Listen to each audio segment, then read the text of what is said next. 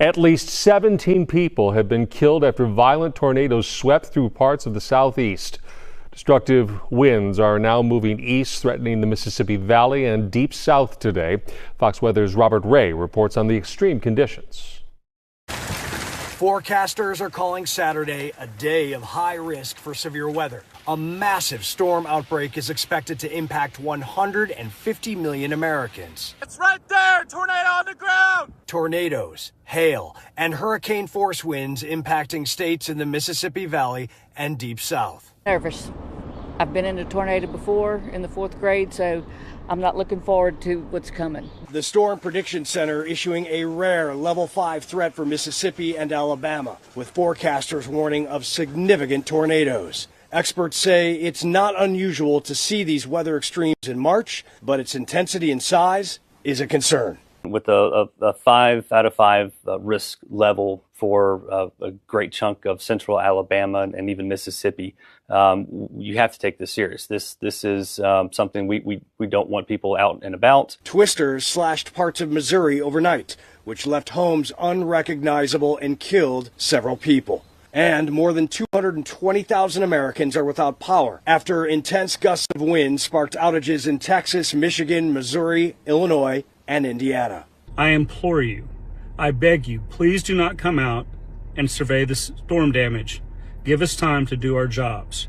There are trees down, there were power lines down, there were power poles down. Up north, the National Weather Service says blizzard warnings have been issued in parts of Minnesota and South Dakota. That snow could reach up to a foot. In Elliott, Mississippi. A few dozen protesters gathered in downtown Miami today to speak out against the arrest of Muhammad Khalil. He is the Columbia University graduate student who was detained by ICE over his involvement with pro-Palestinian demonstrations at the university. This is a threat to the civil liberties of all Americans, and we really all need to be standing against it. Working people need to come out and stand up for our rights. If nobody says anything, if nobody raises their voice, if nobody protests, we're never going to see that type of change, and we need to be putting that pressure on everybody that's in power right now to get him released ASAP. And this protest comes a day after the Department of Homeland Security arrested a second person for ties to the pro-Palestinian protests happening at Columbia University. In Serbia's capital, Belgrade, on Saturday, in one of the largest rallies in decades. The demonstrators, including students and workers, faced riot police and supporters of President Aleksandar Vučić. Many protesters are demanding the release of documents about last year's railway station disaster, when a roof collapsed and killed 15 people in the city of Novi Sad. This protester wants accountability.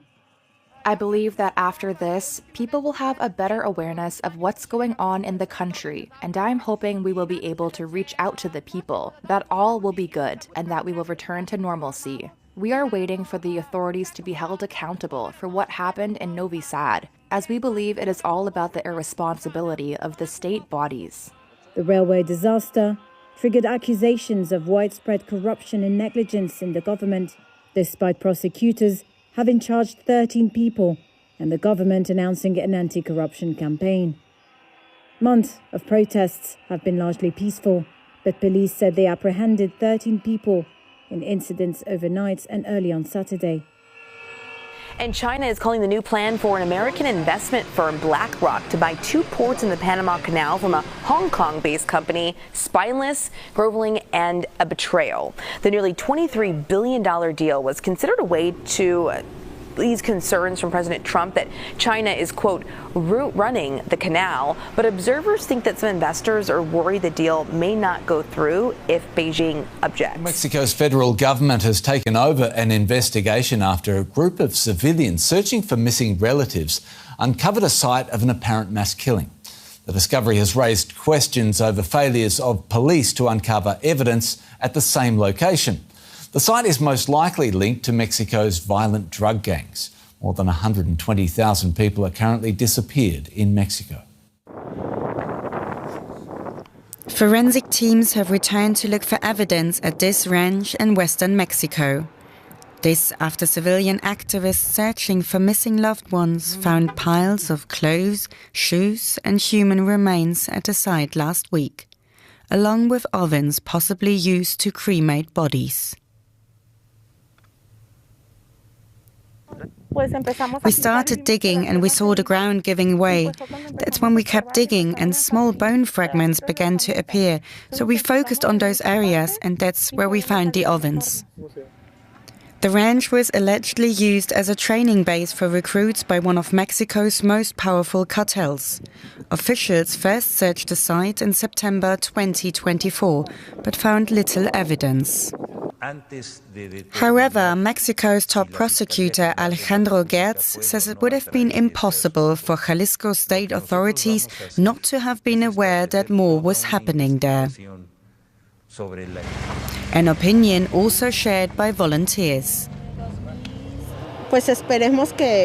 We hope they will now work as they should, because the day we found these 3 crematories, we could tell how poorly the authorities did their job. There was so much evidence. I don't know how they didn't see. There were so many clues. This gives me hope now.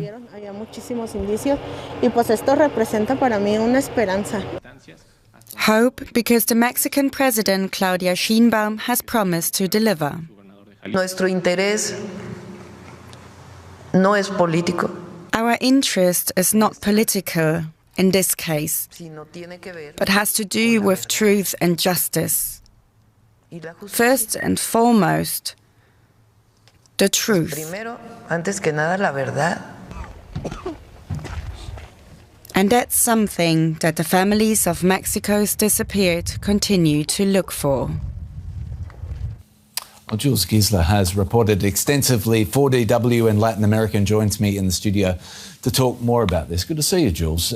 My guess is Mexicans are unfortunately pretty used to shocking stories like this, but how is this particular story being received?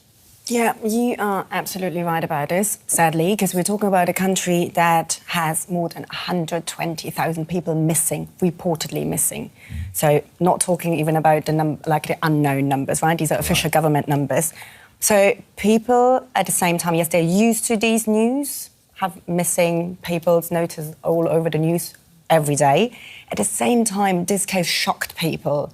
It sent a shockwave through the country because we don't know the scale of it yet. So they found 200 pair of shoes, dozens of suitcases, and we still don't know how big this is going to be. So people have voiced their anger as well at government officials, authorities accusing them of not doing their job properly. And in the last 15 years, we've seen a rise in number of these search missions from volunteers actually doing the government's job and looking for the missing. So yes, we don't know how big it's going to be, but it looks big. So aside from the loss of life, there's the law enforcement angle here. It jumps off the page. How is it possible that police were unable to find what the families apparently so easily could? This is one of the biggest questions here right now, and authorities need to answer in the next weeks. So, and this is also what Sheinbaum, the Mexican president, promised, that she will clarify this. So the site was investigated for the first time last year in September, so 2024. They detained 10 people. They freed 2 people who were held hostage and they found a body. But then briefly after that, they just stopped the investigations. Nobody knows why. We need to look here at the scale of violence overwhelming Mexico's security institutions as well. So they are burdened also with links to criminals. So it is kind of a mix of both. You have police on both sides of it, as victims and as perpetrators and collaborators. And in Jalisco, for example, the state where it happened, we're talking about the highest number of people missing in the country, and also per police agent, they have to deal per year with 172 cases of crimes committed. So they're heavily overwhelmed with all these cases. They're heavily underpaid as well. So there is a mix of many different things. And in all over Mexico, we're still talking about more than 70,000 bodies who have not been identified so far. My goodness. OK, so you speak to one question I had. Let's focus on this case. What comes next now for this particular case? So Sheinbaum promised that federal prosecutors will investigate the case thoroughly. They said they're going to find answers, they're going to reconstruct the whole case of responsibilities, who failed, in what moment, what comes next now. And so we need to see now in the next week. She promised actually answers in the next week. So this is going to be big, and people are watching this and see what's going to come out of this. And also it is a test for her and her new government to see how she's dealing with cases like this and the promise she actually made earlier on these crimes. Yeah, what a test it is. Jules, thanks so much. Appreciate it. Moving on to Washington, where there's a live look at the White House after President Trump made more moves to cut down on federal spending and staffing. It includes 7 entities, all part of the executive branch. You can see them all right there on your screen. The head of each organization must submit a report confirming compliance with the order within 7 days. If they do not, they risk losing their funding.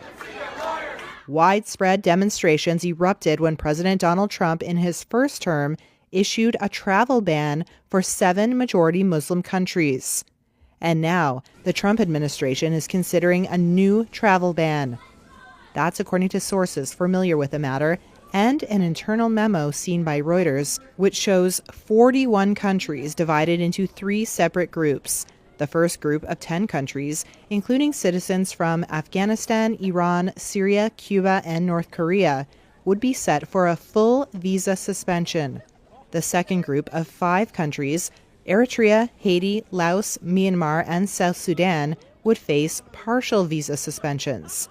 The third group, which includes Belarus and Pakistan, would be considered for a partial visa suspension too, if, according to the memo, their governments, quote, do not make efforts to address deficiencies within 60 days. A U.S. official told Reuters there could be changes on the list and that it was yet to be approved by the administration. When Trump took office on January 20th, he issued an executive order requiring intensified security vetting of any foreigners seeking U.S. entry. That order directed several cabinet members to submit by March 21st a list of countries from which travel should be partly or fully suspended.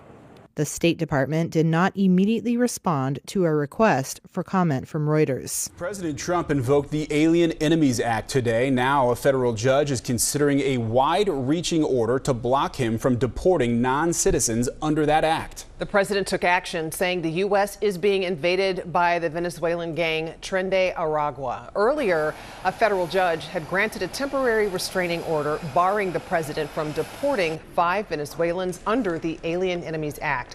It's only been used 3 other times. One was part of the internment of Japanese American civilians during World War II. The Alien Enemies Act could allow the president to speed up deportations. Tonight, President Trump has announced that the U.S. military has launched decisive military action against Houthi rebels in Yemen. The president cited the group's attacks against Red Sea shipping, warning that, quote, hell will rain down if the Houthis do not abandon their campaign. Now, this is new video tonight showing smoke rising from Yemen after those airstrikes.